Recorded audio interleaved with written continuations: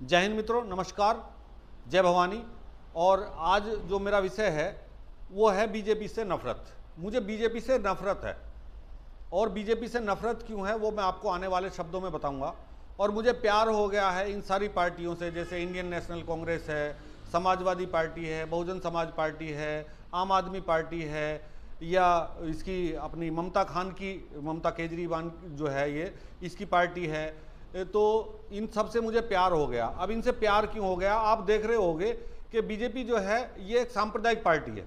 ये सभी मानते हैं और मैं भी मानता हूं सांप्रदायिक पार्टी है। लेकिन अब आप देखिए इन सेकुलर पार्टियों को, अब जैसे ममता वाली पार्टी है या आम आदमी पार्टी की बात करें, अखिलेश की पार्टी की बात करें, इंडियन नेशनल कांग्रेस की यानी सोनिया खान की पार्टी की बात करें, किसी की भी बात करें, अभी आपका एक बहुत बड़ा मुद्दा हमारी आध्यात्म से जुड़ा हुआ, हमारी आस्थाओं से जुड़ा हुआ, हमारे सम्मान से जुड़ा हुआ, हमारे भगवान से जुड़ा हुआ ज्ञानवापी का जो आया है, सारा संसार जानता है और वहाँ के साक्ष्य बता रहे हैं कि वहाँ असलियत क्या है। लेकिन आप में से किसी ने देखा कि जितनी सेकुलर पार्टी हैं किसी एक ने भी उसके समर्थन में, यानी हिंदुओं के समर्थन में, मैं आपको स्पष्ट बता रहा हूं, सनातन के समर्थन में किसी एक पार्टी का कोई बयान आया नहीं आया। लेकिन आप जो हैं सेकुलर दल्ले जो हैं इस देश के, वो फिर भी जिंदाबाद के नारे उनके लगा रहे हैं और लगाते रहेंगे।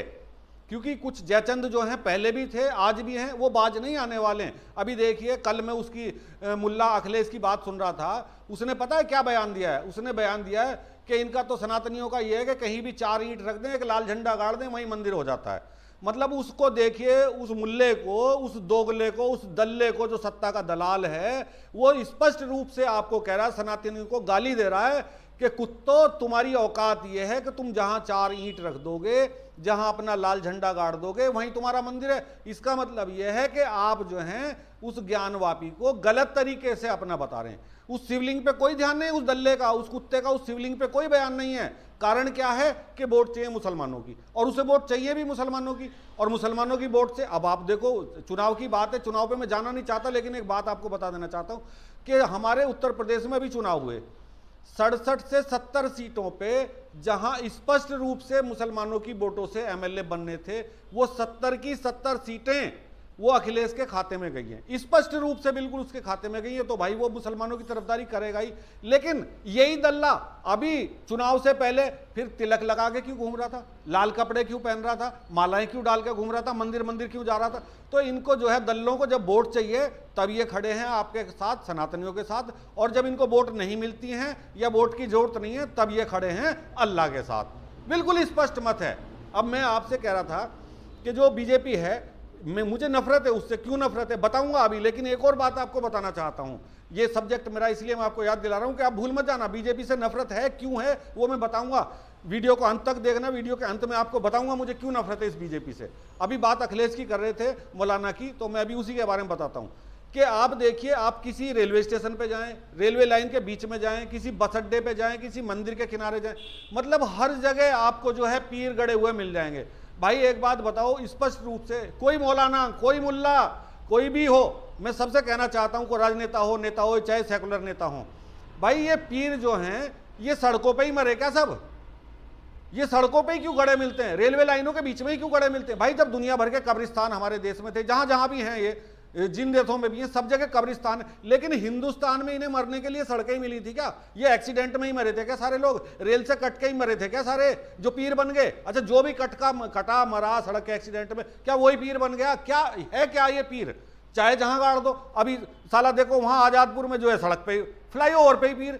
मतलब इनका मरने का कोई जगह स्थान निश्चित है नहीं, या जो हाईवे हैं या जो रेलवे लाइन है वहीं मरने के लिए जगह मिलती है, वहीं पीर बन जाते हैं। कहीं कोई नहीं मरा है, कहीं कोई नहीं दबा है, इन्होंने लैंड जिहाद करना है और वो ये कर रहे हैं। और ये अखिलेश जैसे मौलाना जो हैं, ममता खान जैसे जो हैं, और ये सोनिया खान जैसे इनके साथ खड़े हैं। और जब तक ऐसे ऐसे दल्ले, सेकुलर दल्ले, ये सत्ता के दलाल इनके साथ खड़े रहेंगे तब तक यही होता रहेगा।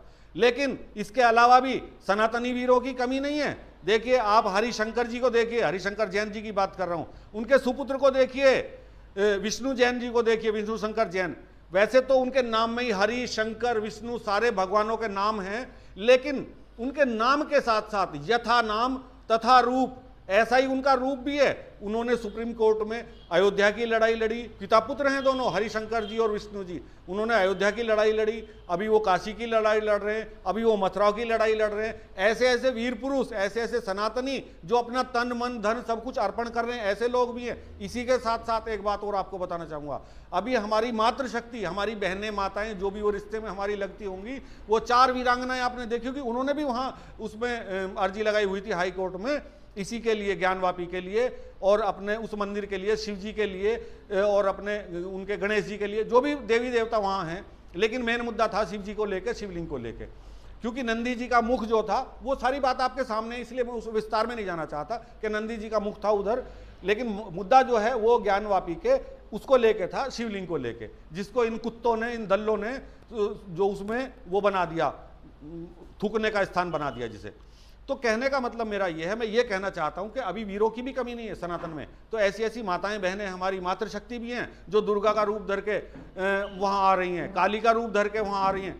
तो मैं इन दल्लों को, इन सेकुलरों को ये समझाना चाहता हूं, ये बताना चाहता हूं कि आप जिस गलतफहमी में हैं इन वोटों के चक्कर में, उस गलतफहमी को दिमाग से निकाल दे। क्योंकि जब दुर्गा शक्ति का रूप धारण करके आ जाएगी तो बहुत बुरा हो जाएगा। आपने देखा है, काली का रूप देखा है, राक्षसों का कैसे वध किया उसने, कैसे विनाश किया उसने।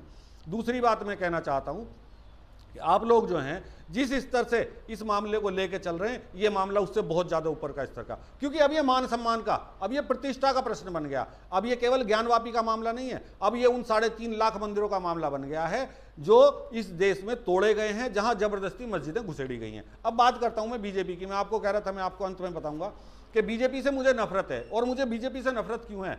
क्योंकि बीजेपी जो है एक सांप्रदायिक पार्टी है। कैसे? बीजेपी 370 हटाने के लिए कहती है, हटा देती है। भाई कितनी निखद्द पार्टी है, कितनी निकम्मी पार्टी है। देखो 370 हटाने का उसने अपने उसमें घोषणा पत्र में घोषणा की और 370 हटा दी। अयोध्या मंदिर निर्माण की बात की उसने अपने घोषणा पत्र में, अयोध्या मंदिर का निर्माण कर दिया। ज्ञानवापी के काशी विश्वनाथ का कॉरिडोर बनाने की बात की, वो उसने बना दिया। उसने कहा हम सड़कों का जाल बिछा देंगे, एक्सप्रेसवे का जाल बिछा देंगे, उसने बिछा दिया। तो ऐसी पार्टी के साथ हमें खड़ा नहीं होना चाहिए, क्योंकि जो कहती है वो कर देती है। अरे निकम्मों सनातनियों, मैं उन सनातनियों की बात कर रहा हूं जो सेकुलर हैं, जो दोगले हैं, जो कुत्तों की भांति इनके पीछे लगे हुए इन पार्टियों के, जो सिर्फ और सिर्फ मुसलमानों का पोषण करती हैं। मैं उनकी बात कर रहा हूं। तो भाई ऐसी, मुझे मेरा बीजेपी से कोई लेना देना, मैं बीजेपी का प्रचार नहीं कर रहा हूं, लेकिन मैं ये बता रहा हूं कि आप में से एक व्यक्ति आके मुझे ये बताए कि किस पार्टी ने, बीजेपी के अलावा किसी ने ज्ञानवापी पे अपनी बात रखी है। किसी एक पार्टी का एक नेता मुझे बता दो, चाहे वो समाजवादी पार्टी का है, चाहे केजरी खान का है, चाहे किसी का भी है। केजरी खान ने तो हद ही कर दी। चाहे आप जहांगीरपुरी की बात करें, चाहे आप आजादपुर मंडी की बात करें, आप किसी भी क्षेत्र की बात करें, वो तो प्योर मौलाना हो गया। तो भाई मैं ये कहना चाहता हूं आप लोगों से कि अभी भी समय है, समझ जाओ। और ये चेतावनी मैं फिर बता रहा हूं, जो मैं कहना चाहता कि बात बहुत ऊपर पहुंच गई, क्योंकि बात अब सनातन के सम्मान की, बात अब हमारे भगवान की वहां तक पहुंच गई है कि उसे हम बर्दाश्त अब सनातनी नहीं करेंगे। और अब मैं आपसे बस ये कहना चाहता हूं कि अब आपका सोचना यह है यहां से कि हमें इन कुत्तों के, इन दल्लों के साथ खड़ा होना है या उनके साथ खड़ा होना है जो सनातन की बात करते हैं।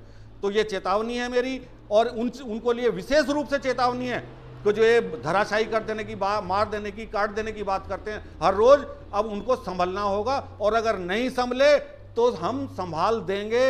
ये आप बिल्कुल अपने दिमाग में अच्छी तरह से बैठा लें, निश्चित रूप से बैठा लें कि अब आपका ये सेकुलरिज्म वाला जो नारा है ये चलने वाला नहीं है। जय भवानी, जय हिंद।